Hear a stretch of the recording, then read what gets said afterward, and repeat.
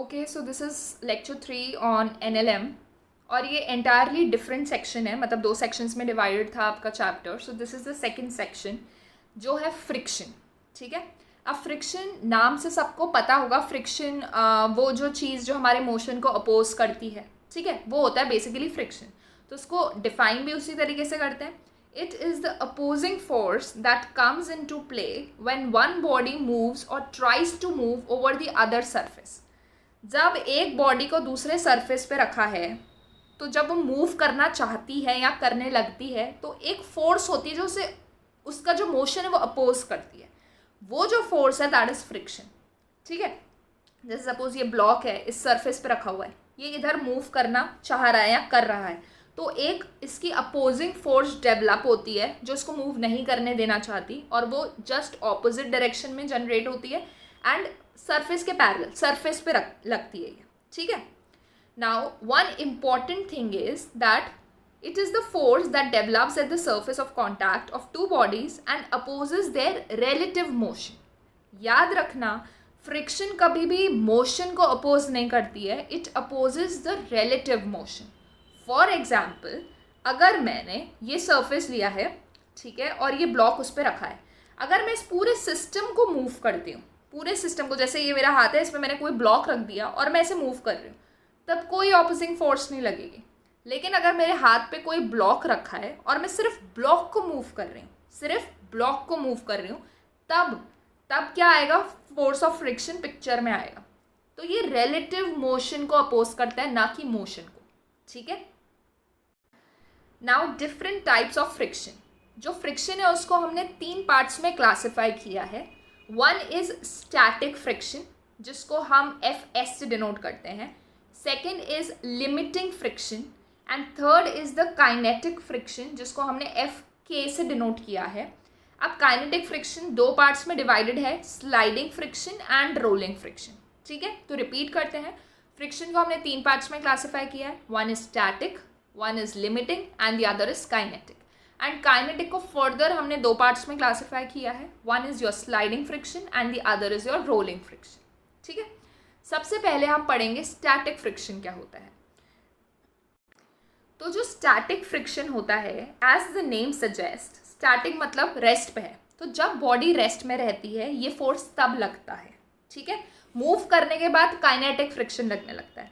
जब तक body rest में है, आप जो अगर फोर्स लगा रहे हो और वो मूव नहीं करती है, क्यों नहीं मूव करती है? सपोज आप वॉल को पुश कर रहे हो, ठीक है, वो मूव हो रही है क्या? नहीं हो रही है, क्योंकि सामने से एक अपोजिंग फोर्स लग रही है, that is a force of friction. ठीक है. तो सपोज ये ब्लॉक है जो मूव नहीं कर रहा है, अगर आपने 1 न्यूटन का फोर्स इसको आगे खींचा, तो ब्लॉक मूव नहीं किया, क्योंकि इसके पीछे 1 न्यूटन का फोर्स अप्लाई हो गया. तो फ्रिक्शन क्या कर रही है? 1 न्यूटन का फोर्स पीछे के डायरेक्शन में अप्लाई कर रही है. आपने 2 न्यूटन का आगे लगाया तो वो 2 न्यूटन पीछे लगा रही है. आपने 3 आगे लगाया वो 3 लगा रही है. इसका मतलब क्या है बेसिकली, कि ये जो स्टैटिक फ्रिक्शन है वो एक सेल्फ एडजस्टिंग फोर्स है. ये क्या है? Self adjusting force. मतलब जितना आप खींचोगे वो उतना पीछे खींचने लग जाएगी इसको. ठीक है. 1 खींचा तो 1, 2 तो 2, 3 तो 3. जब आपने 3.1 न्यूटन खींचा आगे, तो 3.1 न्यूटन फोर्स ऑफ फ्रिक्शन पीछे लग गया. ठीक है. लेकिन अगर आपने 3.2 न्यूटन के फोर्स के साथ आगे खींचा उस ऑब्जेक्ट को, तो अब वो मूव करने लगेगा. अब क्या कर रहा है? वो मूव करने लगा. इसका मतलब क्या है? कि जो 3.1 न्यूटन था वो आपके स्टैटिक फ्रिक्शन का लिमिट था. मतलब उससे ज़्यादा फ्रिक्शन अब नहीं आ सकता जब ऑब्जेक्ट रेस्ट में. ठीक है. तो यही होता है लिमिटिंग फ्रिक्शन. लिमिटिंग फ्रिक्शन क्या होता है? स्टैटिक फ्रिक्शन की लिमिट. तो जब तक बॉडी रेस्ट में है, उस पर एक फ्रिक्शन लग रहा है, that friction is known as static friction. The maximum limit of the static friction is known as the limiting friction. अभी हमें सिर्फ ये 2 चीज़ें समझनी है, काइनेटिक हम बाद में समझेंगे. ठीक है. तो डेफिनेशन क्या होगी स्टैटिक फ्रिक्शन की? It is the force of friction between 2 surfaces in contact when the body is at rest. जब बॉडी रेस्ट में होती है तभी स्टैटिक फ्रिक्शन पिक्चर में आता है. ठीक है. It is a self adjusting force and is equal and opposite to the applied force. ठीक है. जब तक बॉडी रेस्ट पे जितना आप फोर्स लगा रहे हो उतना ही फोर्स फ्रिक्शन का लग रहा है, and that force is known as static force. Now limiting friction. It is the maximum value of static friction that comes into play when one body is just at the verge of moving over the other surface. ठीक है, मतलब limiting friction को cross किया, मतलब force थोड़ा सा limiting friction से ज़्यादा लग गया तो वो बॉडी मूव करने लग जाएगी. तो लिमिटिंग फ्रिक्शन क्या होता है? It is the maximum value of the static friction. Is this clear? ठीक है. Next is kinetic friction. तो हमारे स्टैटिक एंड लिमिटिंग हो गए. काइनेटिक फ्रिक्शन, अब जैसे नाम से पता चल रहा है काइनेटिक मतलब मूवमेंट. तो जब बॉडी मूव करने लग गई, जब बॉडी मूव कर रही है ऑलरेडी, ऐसा नहीं है कि उस पर कोई ऑपोजिंग फोर्स लग ही नहीं रहा, उस पर डेफिनेटली ऑपोजिंग फोर्स लग रही है, लेकिन वो मूव क्यों कर पा रही है? क्योंकि जो आपने फोर्स आगे लगाई है वो आपकी जो फ्रिक्शनल फोर्स पीछे लग रही है उससे ज़्यादा है. अगर ये फोर्स ज़्यादा है तो बॉडी आगे मूव करने लग जाएगी. ठीक है, इसका ये मतलब तो नहीं है ना कि इसकी ऑपोजिंग कोई फोर्स ही नहीं लग रही होगी definitely, but this is greater than this. ठीक है, तो जब कोई बॉडी मूव करने लग जाती है तब भी एक ऑपोजिंग फोर्स लगती है. उस फोर्स को क्या बोलते हैं हम? Kinetic friction. जब बॉडी मूव कर रही है. स्टैटिक था जब बॉडी रेस्ट पे है, एंड काइनेटिक है जब बॉडी मूव कर रही है. So it is that friction that comes into play when one body is actually moving. अब मूव कर रही है तो वो स्लाइड भी कर सकती है और रोल भी कर सकती है, ये हम आगे के लेक्चर्स में करेंगे. ठीक है, अभी क्या कर रहे हैं? सिर्फ मूव कर रही है over the surface of other. ठीक है, तो काइनेटिक कब आएगा पिक्चर में? जब body is actually moving. Now force of kinetic friction is slightly less than the limiting force. Limiting friction, जो आपका लिमिटिंग फ्रिक्शन होता है, मतलब maximum value of the static friction, उससे काइनेटिक फ्रिक्शन थोड़ा कम होता है. ठीक है, तो सोचो जब तक आपने कोई काम स्टार्ट नहीं कर दिया तो आपको बहुत टाइम लगता है कोई नया काम स्टार्ट करने में. लेकिन जब आपने उसे स्टार्ट कर दिया तो फिर वो थोड़ा ईजिली होने लगता है. ठीक है, तो उसी तरीके से जब तक कोई बॉडी मूवमेंट में नहीं आई है तो उस पर जो ऑपोजिंग फोर्स लगता है वो ज़्यादा लगता है, लेकिन एक बार वो मूव करने लग गई तो उसका जो फ्रिक्शनल फोर्स है, यानी जो ऑपोजिंग फोर्स है, वो कम हो जाता है. ठीक है, तो इसीलिए f k is your kinetic friction, it is less than f m s. F m s is limiting friction. ठीक है, उधर मैंने लिमिटिंग फ्रिक्शन का नोटेशन नहीं बताया था, it is f m s. Okay, तो अगर हम ग्राफ ड्रॉ करते हैं, ठीक है, मूवमेंट का, अप्लाइड फोर्स का एंड फोर्स ऑफ फ्रिक्शन का, तो देखो ये अप्लाइड फोर्स है एक्स एक्सिस में और वाई एक्सिस में आपकी फ्रिक्शनल फोर्स. तो सपोज आपने ये फोर्स लगाई इतनी, ठीक है, तो स्टैटिक फ्रिक्शन भी उतना ही आएगा. फिर आपने इतनी फोर्स लगाई तो स्टैटिक फ्रिक्शन भी उतना ही लगेगा. फिर आप बढ़ाते गए, ये भी बढ़ता जाएगा, मतलब सेम आता जाएगा. जैसे मैंने बताया था 1 न्यूटन का फोर्स लग रहा है तो फिर फ्रिक्शनल भी उतना ही लगेगा. फिर 2 न्यूटन लगा तो फ्रिक्शनल भी उतना ही लगेगा. मतलब it will give you a straight line. It will give you a straight line. फिर एक हाईएस्ट पॉइंट आ जाएगा, उसके बाद बॉडी मूव करने लग जाएगी. तो जो हाईएस्ट पॉइंट है it is your limiting friction. ठीक है, और उससे पहले जो भी फ्रिक्शन था that was your static friction. अब उसके बाद जब बॉडी मूव करने लग गई है तो उसके बाद ये जो काइनेटिक फ्रिक्शन है ये यूनिफॉर्म रहता है. ठीक है, ये क्या रह रहा है? यूनिफॉर्म. और ये जो आपका लिमिटिंग फ्रिक्शन है उससे थोड़ा सा छोटा होता है, इसलिए एक ये किंग की तरह आता है. ठीक है, ऐसे ड्रॉप आता है इसमें, इस तरीके से बनता है, this a drop and then straight line. ठीक है, now next is cause of friction. What causes friction? ये जो ऑपोजिंग फोर्स लग रही है ये क्यों लग रही है, क्यों हमारे मोशन को कोई अपोज कर रहा है? तो देखो, a surface which appears very smooth to naked eyes is found to have irregularities when seen through a powerful microscope. जैसे आप अपना कोई भी रूम का फ्लोर देख रहे हो, वो आपको बहुत ही स्मूथ नज़र आता है, बट जब आप उसे माइक्रोस्कोप से देखोगे तो आपको हल्की फुल्की छोटी छोटी इरेगुलरिटीज नज़र आएंगी. ठीक है, so according to the modern view of friction, it arises on account of strong molecular forces of attraction between the two surfaces at the point of actual contact. तो अब होता क्या है, सपोज ये आपका सरफेस है जहाँ पर आपने कोई ये ब्लॉक रखा है. ठीक है, अब आपको इस ब्लॉक को मूव करना है तो एक अपोजिंग फोर्स पीछे की डायरेक्शन में लगता है. तो एक्चुअल में होता कि ये जो सरफेस है इसमें थोड़ी छोटी छोटी इरेगुलरिटीज़ हैं, और ये जो ब्लॉक आपने रखा है इसके सरफेस में भी इरेगुलरिटीज़ है. ठीक है, तो जो इरेगुलरिटीज़ है ना दोनों की, ये आपस में कंबाइन हो जाती है कुछ कुछ पॉइंट पर और बॉन्ड बना देती हैं. कैसे बॉन्ड बनाएंगे? क्योंकि इसमें भी एटम्स हैं, इसमें भी एटम है, एंड फोर्स ऑफ अट्रैक्शन होगा. ठीक है, तो ये जो इंटरमॉलिक्यूलर फोर्सेस लगती है दोनों के बीच में, उसके कारण बॉन्ड्स बन जाते हैं.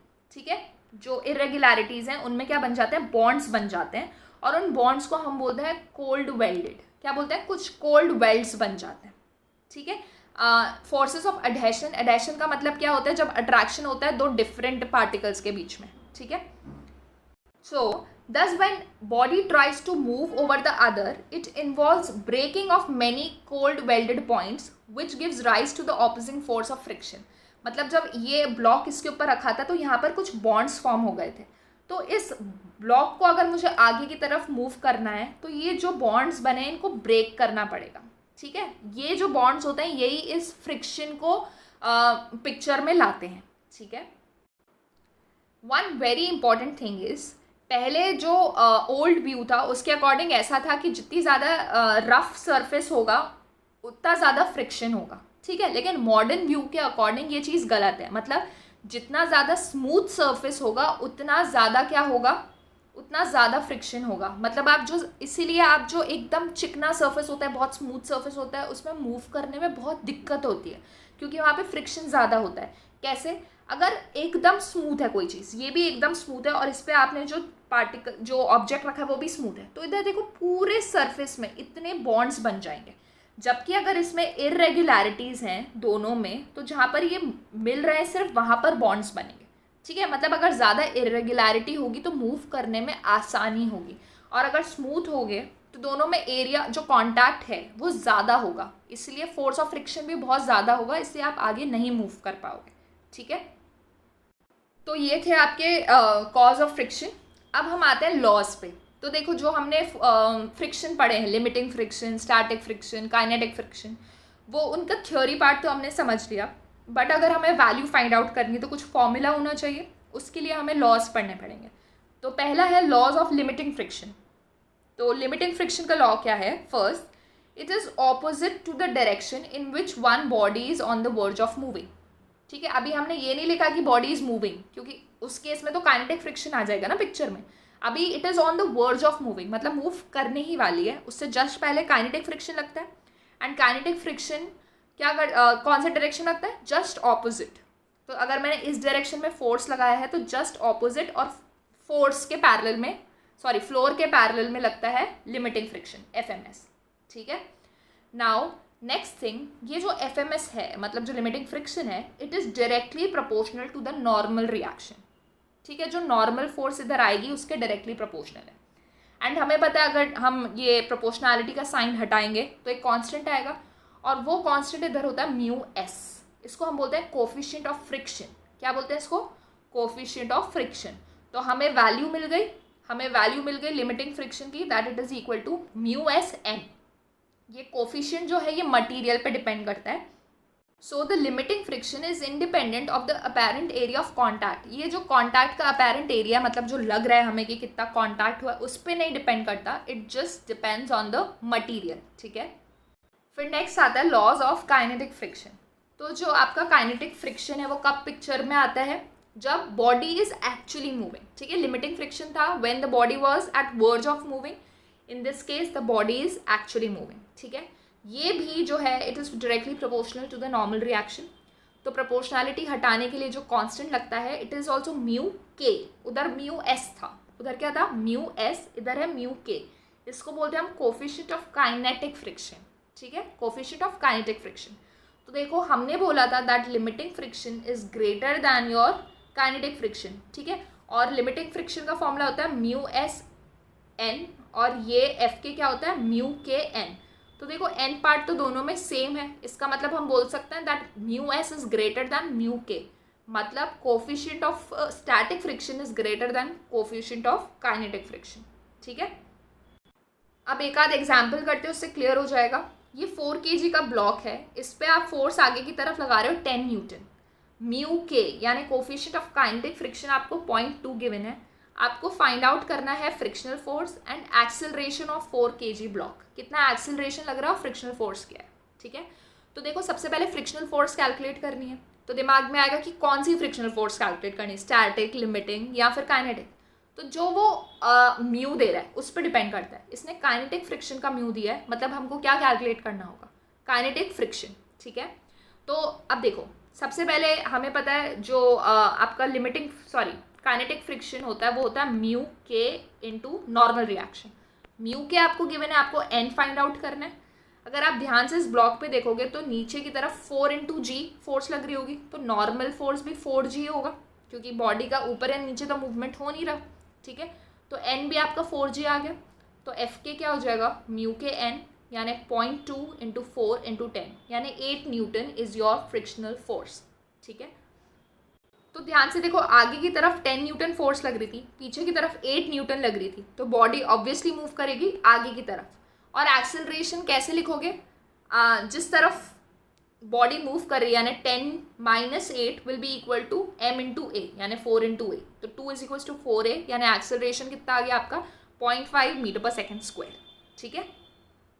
नाउ नेक्स्ट क्वेश्चन, 4 kg का ब्लॉक है अगेन, लेकिन अब जो है आपका जो फोर्स लग रहा है वो 45 डिग्री के एंगल पे लग रहा है 10√2, एंड यहाँ पे भी म्यू के गिवन है 0.3, मतलब हम काइनेटिक फ्रिक्शन की बात करने वाले हैं, ठीक है। तो आपको नॉर्मल रिएक्शन निकालना है, एफ के निकालना है और ए निकालना है, ओके। तो देखो, अगर ये 10√2 था, ये 45 था, तो ये वाले डायरेक्शन में एफ cos 45 लग जाएगा, यानी 10√2 cos 45 कितना हो गया 10। सिमिलरली यहाँ पर क्या लग जाएगा 10√2 sin 45, वो भी हो जाएगा 10, ठीक है। तो अब मुझे ध्यान से बताओ कि क्या ये आपका 10 आपका नीचे ब्ला ब्ला सॉरी, ठीक है।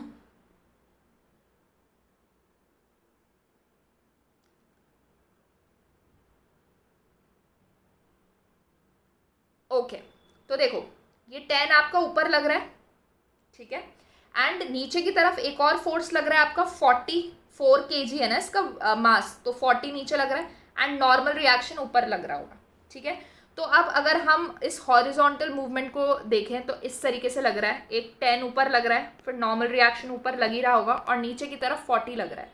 क्योंकि बॉडी इस डायरेक्शन में मूव नहीं कर रही है तो हम लिख सकते हैं कि ऊपर की जो फोर्स है इट इज़ इक्वल टू नीचे की फोर्स, यानी n+10 = 40। तो यहाँ से आपका नॉर्मल रिएक्शन कितना आ गया 30, ठीक है। तो ये इंपॉर्टेंट है, n = 30, ओके। अब एक बार आपका n आ चुका है तो आप एफ के निकाल सकते हो, एफ के इज म्यू के एन, सो 0.3 × 30 9 न्यूटन, ठीक है। तो अब आपको थर्ड पार्ट में निकालना है कि एक्सेलरेशन क्या है।